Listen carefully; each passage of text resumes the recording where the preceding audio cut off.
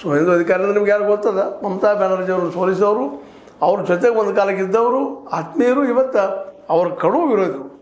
ಅವ್ರು ತಿಂತವ್ರು ಒಂದು ಯಾವುದೋ ಸಣ್ಣ ಪಾರ್ಟಿ ಜೋಡಿಸಿ ನಿಜವಾಗಿಯೂ ಈ ಏನಪ್ಪ ಅಂತಂದ್ರೆ ತೃಣಮೂಲ ಕಾಂಗ್ರೆಸ್ಸಿನ ಒಂದು ರೀತಿ ನೀವು ಹೇಳ್ತಿರೋದಕ್ಕೆ ಶಬ್ದ ಇಲ್ಲ, ಒಡೆದು ಹೋಗೋದಷ್ಟೇ ಅಲ್ಲ, ಯಾವುದೋ ಗೊತ್ತಿಲ್ಲದಂಥ ಪಕ್ಷದ ಜೊತೆ ಜೋಡಿಸಿ ಅದನ್ನು ಇವತ್ತು ಇದು ಅಂತ 10-11 ಪಕ್ಷ ಅನ್ನುವಂಥ ಸ್ಥಿತಿಗೆ ತಂದಿರಿಸಿದ್ದು ಗಮನಿಸಿದ್ರೆ ಇವತ್ತು ಇದೇನು ನಡೀತಾ ಇದೆಯಪ್ಪ ಈ ದೇಶದಲ್ಲಿ ಅಂತ ಜನರಿಂದ ಆಯ್ಕೆಯಾದಂಥ ಒಂದು ಏನಪ್ಪ ಅಂತ ಪಕ್ಷ, ಅದರಲ್ಲಿ 20 ಜನ MP ಗಳು, ಮುಂದೆ ವಿಧಾನಸಭೆಯಲ್ಲಿ 64 ಜನ, 80 ಇದ್ದವರು, ನಿಮಗೆ ಗೊತ್ತಿರ ಟೋಟಲ್ ಎದುರಾಗೆ 64 ಜನ ಈ ಕುಂಡು ಪಕ್ಷಕ್ಕೆ ಬಂದಿದ್ದಾರೆ. ಉದಿತ್ಯ ಕುಂಡು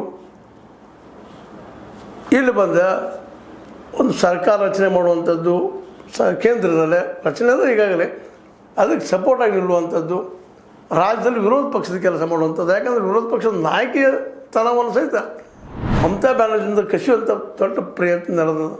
ಇನ್ನು ಮುಂದಿನ ಎಲೆಕ್ಷನ್ದ್ರೆ ಇದು ಹಿಂಗೆ ಆಗೋದನ, ಆದರೆ ಇದು ಮಾಡಿದ್ದು ಸರಿನಾ ಅನ್ನುವಂಥದ್ದು, ಇದು ಸಂವಿಧಾನಬದ್ಧದನ ಅನ್ನುವಂಥ ಪ್ರಶ್ನೆ ಇವತ್ತು ಇಡೀ ದೇಶದ ರಾಜಕೀಯ ತಜ್ಞರು ಪ್ರಶ್ನೆ ಮಾಡ್ತಾಯಿದ್ದಾರೆ.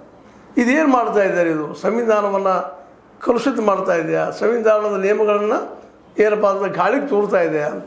ಅಂದ್ರೆ ಒಟ್ಟಾರೆಯಾಗಿ ಹೇಳುವಂಥದ್ದು ಏನಪ್ಪ ಅಂತಂದ್ರೆ ಈ ಎಲ್ಲ ಡೆವಲಪ್ಮೆಂಟ್ಗಳಿಂದಾಗಿ ಸಹಜವಾಗಿ ಜನರಿಂದ ಅನ್ನುವಂಥ ಏನು ಪದ ಇತ್ತು, ಜನರಿಂದ ಜನರಿಗಾಗಿ ಜನರಿಗೋಸ್ಕರ ಅನ್ನುವಂಥ ಏನು ಪದ ಇತ್ತು, ಅದು ಇನ್ನು ಮುಂದೆ ಇಲ್ಲ ಅನ್ನುವಂಥ ಪರಿಸ್ಥಿತಿಯಲ್ಲಿ ಬರ್ತಾ ಇದೆ ಅಂತ.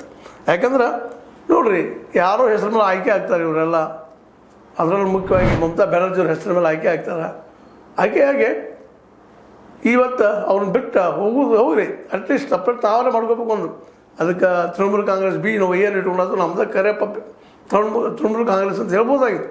ಅದು ಬಿಟ್ಟು ಇವತ್ತು ಏಕದಮ್ಮ ಒಂದು ಯಾವುದೋ NCPI ಅನ್ನುವಂಥ nationalist citizens party of India ಅದು ಜೋಡಿ ಕುಡ್ಕೊಂಡು ವಿಶೇಷವಾಗಿ ತನ್ನ ಒಂದು ಏನಪ್ಪ ಅಂತಂದ್ರೆ ಈ ಕೆಲಸ ಮಾಡಿದ್ದು ಸಂವಿಧಾನ ವಿರೋಧಿ ಅಂತ ಅನಿಸಿದ್ರು ಸಹಿತ ಇವೆಲ್ಲ ಸಂವಿಧಾನ ವಿರೋಧ ಸಹಿತ ಒಪ್ಪೋದು ಹೊರಟಿದ್ದನ್ನು ಗಮನಿಸಿದಾಗ ಮುಂದೆ ಏನು ಅನ್ನುವಂಥದ್ದು.